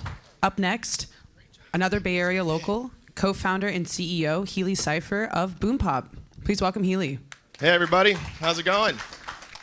Hey, big thanks to Curtis and the Plug and Play team. You guys are amazing. So my name's Healy Cipher. I'm the co-founder and CEO of BoomPop. And I want to start off with a question. Who here has done, like, organized a company meeting or event? Had to do like an offsite, a sales kickoff? Okay, yeah. Well, it turns out you're not alone. There's over 1 billion of these every single year. And small meetings are roughly 6 to 50 people getting together for more than 4 hours. But as you've done it, do you ever wonder, why is it so freaking old school? It's like the only corner of travel that's been untouched by any good tech. So we asked, well, and here's why. One, it's super slow. So not only are you doing emailing and forums and spreadsheets, it also is like a ton of details. Who wants to do that? It's so annoying. And if you've never done it before, gosh, it can be really expensive. So we asked ourselves, what if it were as easy as Airbnb to put on an amazing event or meeting? So here's what we built. This is BoomPop. It's designed to be a one-stop shop for all of your kind of event and group travel needs. We start off with a little bit of vision creation because 7 out of 10 of our customers have actually never planned an event before. So this is for vision creation. You pop in, you get a sense of what would it be like to do an event in Austin, Texas? Where would you stay? What are the activities you do? Where would you eat? Where would you actually meet all day? How could it all come together in an itinerary? And even how do you make it special with gifts and on-site support and photography? You can also search our 60,000 option database for options. But that seems kind of hard. So predictably, we have an AI travel event planner, 24/7. It's amazing. And you can ask it anything for advice, where I should go, when I should go. Here I'm going to ask for something kind of fuzzy. I want to do a company kickoff event in mid-March, 30 people, 3 days, a budget of $2,000. Note that it actually understood what I said, and it starts to search through my entire database of great hotels. I was kind of fuzzy, so it says, hey, by the way, you might want to consider other weeks. They're a little cheaper. You can search for events and meeting spaces also in the hotels, activities, and restaurants that'll work for your group based on what you said you want to do. You can book and pay for all of these right in the platform. We've also got an itinerary tool so you can plan out every perfect detail of your event, minute by minute. And of course, a guest management suite. So here you can ask people if they're coming, what their dietary restrictions are, accessibility needs, etc. T-shirt size, my personal favorite. And it comes with a shiny new event website where everyone knows what's going on, which integrates with the entire application. Also, in case it's not enough, we have a library of hundreds of content pieces. So maybe you want to think about kickoff ideas or an icebreaker. It's all right here, one click away, slides, downloads, you got it. We've been doing this for about 16 months, and so far we've done 20 million of sales this year. We're still pretty early. We're at a run rate actually a little over 30 right now, 4 million net revenue. For Hotel Talk, that's like 20,000 hotel nights a year. It's kind of the run rate. We have some great customers, and we tripled this year. We're hoping to triple next year. If you're wondering, okay, cool traction, how do you make money? Well, great question. We make money like a marketplace. So our clients pay fees, our vendors pay commission, we have add-ons, which is a nice margin. Roughly, it's a 15% take, 81% margins. Our average event right now is 44 people and $90,000. And if you're going, cool, okay, good traction, good unit economics, but like, how big is this market? TAM question. Great freaking question.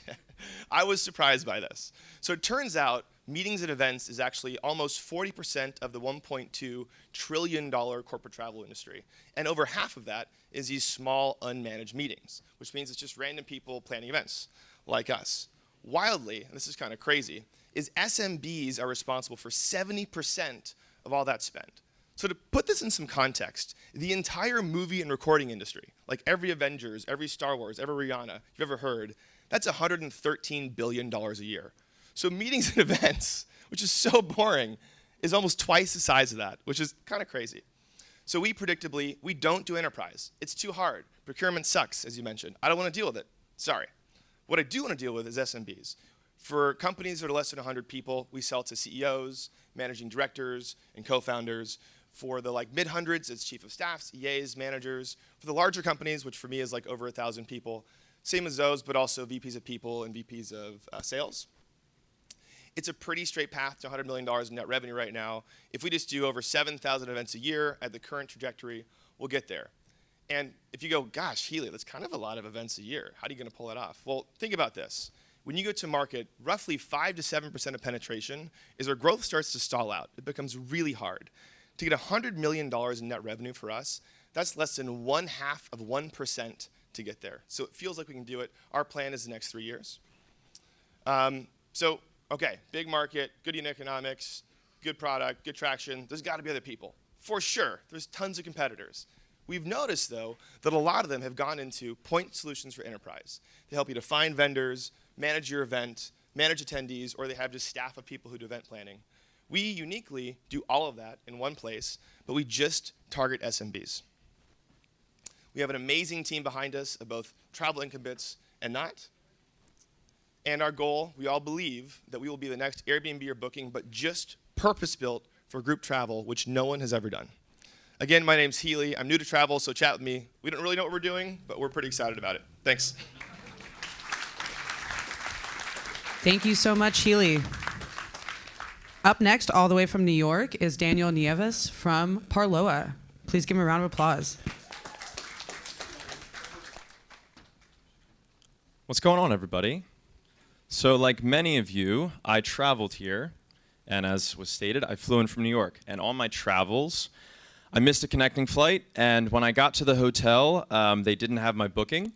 So I had a lot of fun. I had to call the airline, I had to call the hotel brand, and I had to call the third-party booking company that I booked through. And I don't think I need to tell you all what my experience was like. I think you all know it sucked. So this is why we created Parloa, because we are all customers, and we're all frustrated. And to give you an example, let's give an airline a call. Don't worry, it's nobody here. I'm just kidding. Welcome to Kronos Air. If you want to find out information about an upcoming flight or make changes to a current booking, please say, booking. If you're calling to check your rewards and benefits from our miles program, say, miles. Booking and miles. I'm sorry, I didn't understand that. Please say, booking, or press 1. Say, miles. Booking, all right. If you would like to hear the status of your upcoming flight, say, flight status, or press 1. Thank you.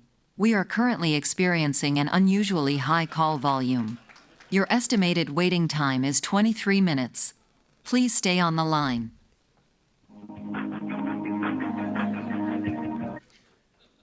Have you guys ever experienced something like this? Anybody? Yeah? Okay. Well, I think we all have. 91% of customers have said they've had a bad customer experience in the past 6 months. So yeah, I think we're a little frustrated.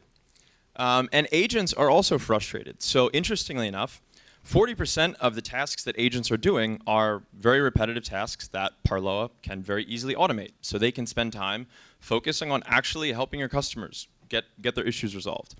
And a bigger challenge is 71% of agents considered leaving in the past 6 months. So yeah, this is a very big problem. So this is where Parloa comes in. We revolutionize the way companies use AI in customer service.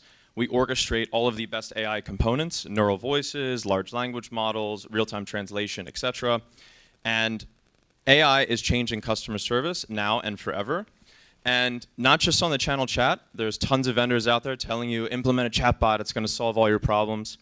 I don't know if you guys know this, but your customers, they're traveling.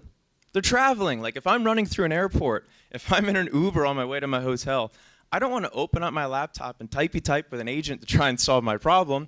I want to pick up the phone. I want to talk to somebody to get my issue resolved. So the data also supports this, that overwhelmingly 70+% of people want to use phone. So if you're not nailing it on phone, you're not nailing the customer experience. And yes, Parloa is a multi-channel platform. We do text, we do chat, we do it very well, but that's the easy stuff. Text is easy. Voice, on the other hand, is very, very hard. Understanding exactly what someone says, exactly how they feel, exactly what their problem is, and understanding what they're trying to get done is very difficult. We've spent the past 6 years developing this and solving this with AI for the largest companies in Europe. And we've cracked the code and are leaps and bounds ahead of what anyone else can do in voice. So how do we do this? We've developed and optimized for telephone and chat. Parloa is pre-trained for customer service use cases. And we have an easy-to-use low-code front end. So if you want to architect and design the path or experience that you want AI to generate for your customer, you just drag and drop and build out the flow of exactly how you want AI to handle your customer experience. It's very simple. You can start piloting Parloa within a matter of weeks within your call center. So now, let's take a look at the experience that we all really want when we call into a call center. Let's call again Kronos Air, this time with Parloa. 1 second. Okay. Welcome to Kronos Air. How may I help you? Kronos Air, my favorite airline. What's going on? All right, I want to see if my flight is on time. And the last trip I had, you guys didn't put the points and miles on my account. Can you help me with that? All right. Before I forward you to our Miles and Rewards team, I'd like to check the current status of your upcoming flight. Do you have the booking code or flight number? Yes, it is PA9LO1. PA9LO1. Did I understand that correctly? Great. Yes. So your outbound flight this evening from New York to Berlin at 9:00 p.m. is on time, with boarding at 8:15 p.m. Would you like me to send a text message to this number if anything changes? Yeah, that would be awesome. All right. I'll text you at this number if anything changes. Now let's talk about your mileage account. There is currently a 12-minute wait for someone from our team, but you can also submit a request form to address missing miles online. May I send you a text message with the link to the form? Yeah, that would be awesome. Good. I've just sent the text. Is there anything else I can help you with? No, that was pretty perfect. Thank you. Great. Thank you for calling Kronos Air. We hope you have a pleasant flight tonight. Goodbye. All right. That is just one example of a very, all right, cool. That's one very, very simple example of what Parloa can do to deflect and start automating the very basic things that are coming in, over the next several years, we're going to be able to automate 70 to 80% of what happens within your customer service call centers. So, who wants to go and solve this problem with us? We are Parloa. Give us a call sometime.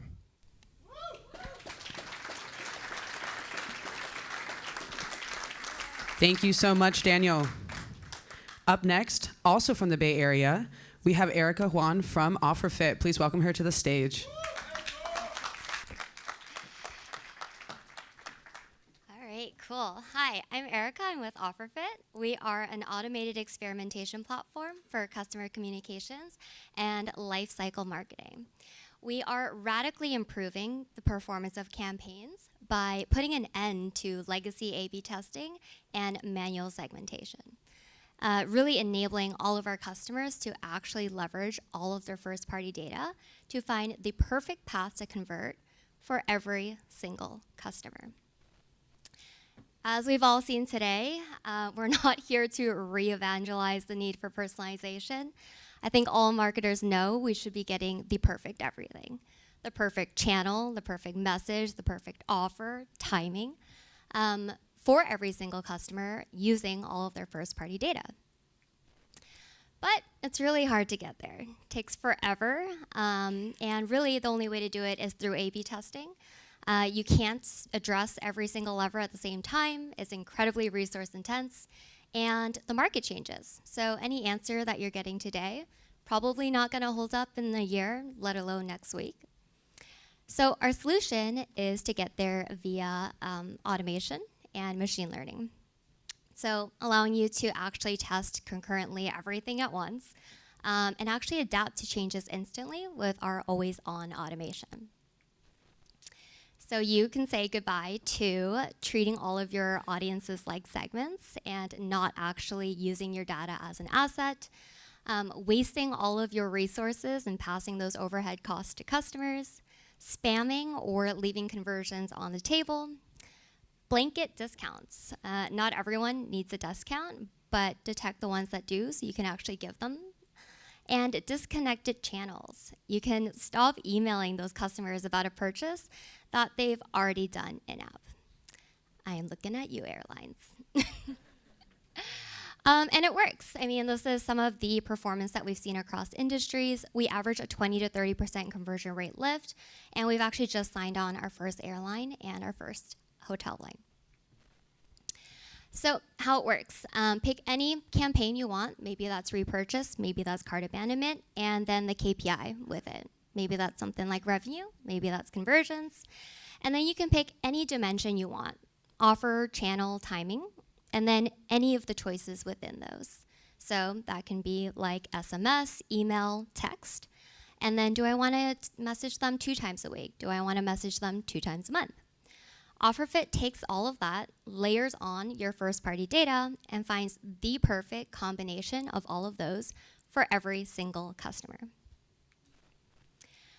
So you can think of us as the decisioning engine in your MarTech stack. Every single day, first-party data is automatically sent to OfferFit. OfferFit makes our set of recommendations that is automated through your activation platforms. Communications get sent out. So Erica, who's engaged with all of our content, she gets a text at 2 p.m. on a Friday. Jason, who never opens our email, maybe we'll shoot him a push notification, maybe about once a week. That gets sent back to your warehouse, and then we call that our closed feedback loop. And then what OfferFit does is we take a look at your customer behavior and their patterns and says, all right, who converted, who unsubscribed, and who clicked. And understanding what I saw yesterday, how do I go and find a better product, a better offer, better timing for every single customer based off of what I learned the day before? Areas that we can help out with, so promotions. Brinks Home Security is using us to concurrently test 60 offers at any given time. We are increasing their conversion rate by 400% over business as usual. Deepen loyalty for FFP or credit cards. So customers who have had that really long transaction history with you probably should be getting a different communication than someone who's just come on.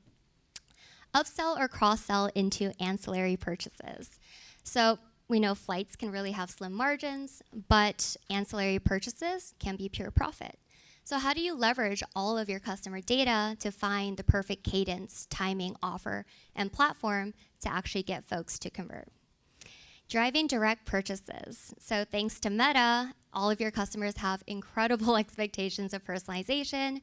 All of this data that you're collecting, they want a very personalized experience. So we should be giving that to them and keeping purchases in-house. This we've already launched with a really large leading airline in Latin America. They're using us to concurrently test creatives, frequency, ancillary purchases for cart abandonment. A little bit about us. This 5 mil ARR actually just shot up to 6 mil ARR as of this morning. We just launched our Series B, led by Menlo Ventures. And we're looking to work with anyone who is looking to improve their communications with AI.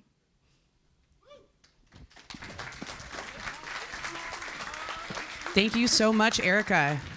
All right, our last startup, and certainly not least, is Shiny. Please welcome Rebecca Robinson, CEO and co-founder of Shiny, all the way from Texas. Good morning. I'm Rebecca, co-founder of Shiny. We're on a mission to make hospitality work better. From my first job at the Raffles Hotel in Singapore, I have worked throughout the world of hotels and seen brilliant guest experiences. In a Shiny future, a career in hospitality will be as enticing as a stay at a 5-star resort. But that's not the case today. Workers are leaving the industry and jobs aren't being filled. Throughout my career, I've worked with hundreds of hotel leaders, and one of them is Scotty. He's a general manager and runs a hotel in Denver, the Spring Hill Suites. And Scotty, like many other partners that we work with today, had challenges before Shiny.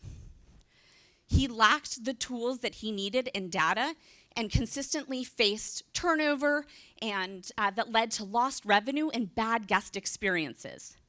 And because of this, he and others in the industry were left with a void. Many hotels in his position were faced using technology from the 80s, like the walkie-talkie, the clipboard, and the bulletin board. And they're not alone. At Scotty's hotel, Siobhan is one of his best housekeepers. But due to inefficiencies and lack of technology, Siobhan faced really big challenges every day that led her to be late to pick up her kids. And she was contemplating quitting. With Siobhan, this was really challenging.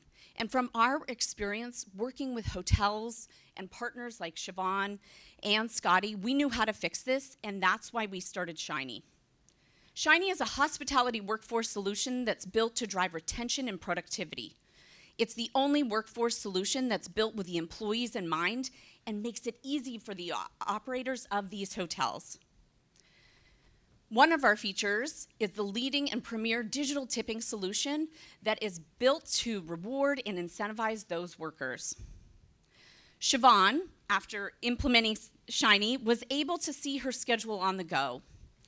She was actually able to report maintenance issues at the hotel and get her rooms inspected faster.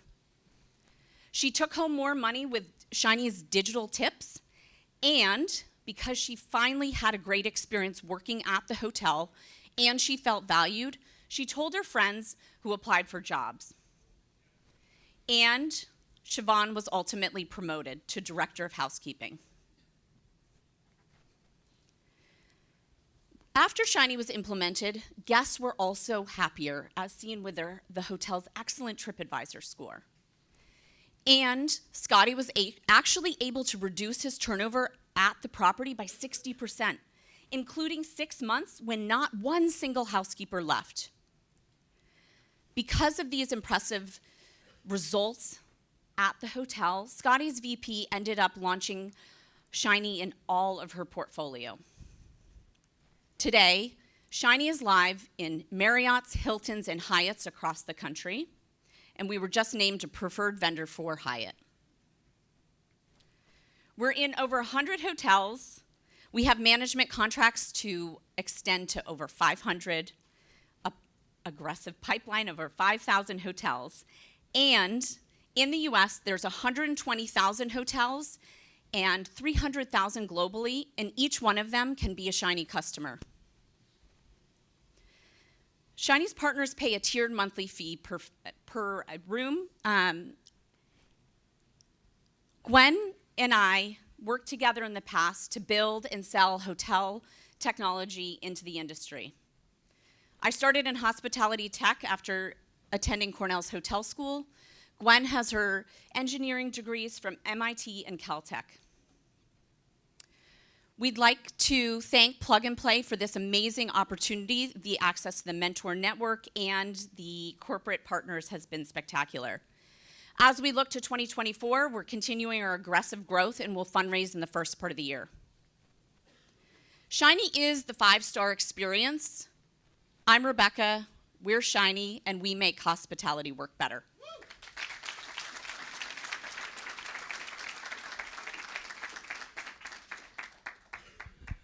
Awesome. Thank you, Rebecca. All right, we are going to run through this really quickly because I know Supply Chain is here. I'm sorry, guys. Thank you.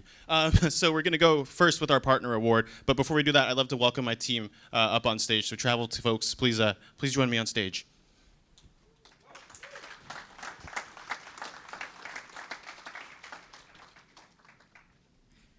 Okay, I'm going to hand this over to Anastasia, our partner success, to present the first award. Thank you, Curtis. Hello, everyone. It's my pleasure to be here. I joined Plug and Play less than 2 months ago, and I'm very happy to work with all my amazing team members. We are ready for a very excited moment of our Expo today, and we want to announce our Corporate Partner Award recipient today. So I'm happy to announce that the Corporate Partner Award goes to the fantastic, drumroll please, TUI Group.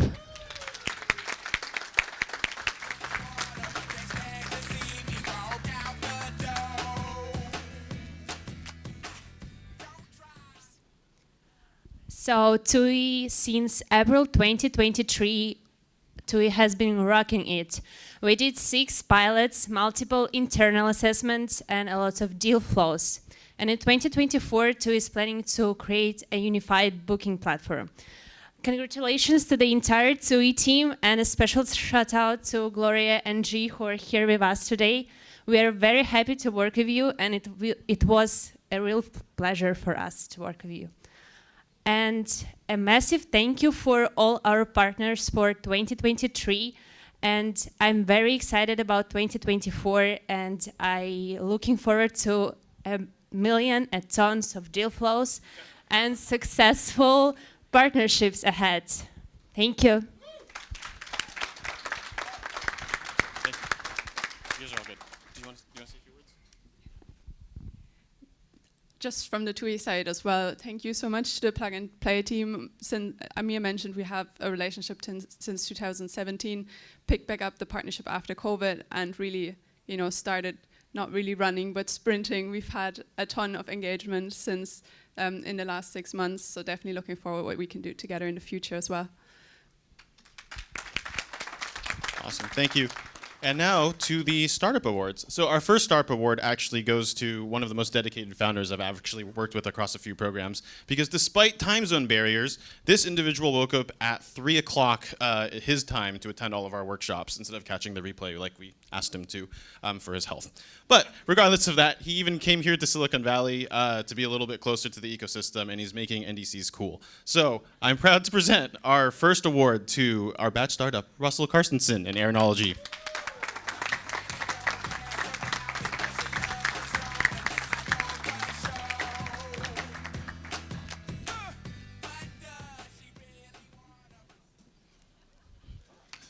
You get a picture? Do we have a picture? Someone? Okay, quick speech. Oh, thank you. Hey, yeah, I didn't need 30 seconds, but I'd like to thank the guys here. They've been an amazing team. Actually, I've had a couple of accelerator programs that I've been involved in, but the Plug and Play guys, travel and tourism, have just been amazing, so professional, always encouraging, opening bloody doors that are difficult to open, and they've just been an amazing group. So congratulations to you for doing such a great job. Thank you, Russell. And our second award goes to a startup whose enthusiasm was unmatched and extremely active in meeting with all of our mentors. Their team attended every single meeting that we ever put on their calendar. So very grateful for you. We hope that you can come back and give future batches some good tips, which is I segue into saying, put your hands together for Shiny.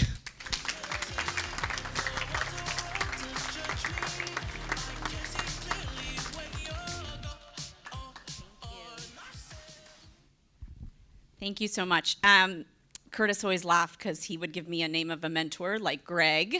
I don't know where Greg, yes, Greg lectured me my freshman year at Cornell, and that was many, many years ago. So it was really fun to resurface with him. And throughout the mentor list, there were a lot of people I did know and cross paths with in the industry, but also amazing new mentors that I was able to learn from. So really appreciated this opportunity. Thank you so much. Thank you, Rebecca. And just some quick housekeeping notes. So for our partners and for those who have been invited, we have a partner roundtable set up for you on the second floor in the Silicon Valley room starting right now. And for our startups and our mentors, we have a mentor mixer for you in the San Francisco room on the second floor. So we will see you there. And finally, from our team, thank you and happy holidays.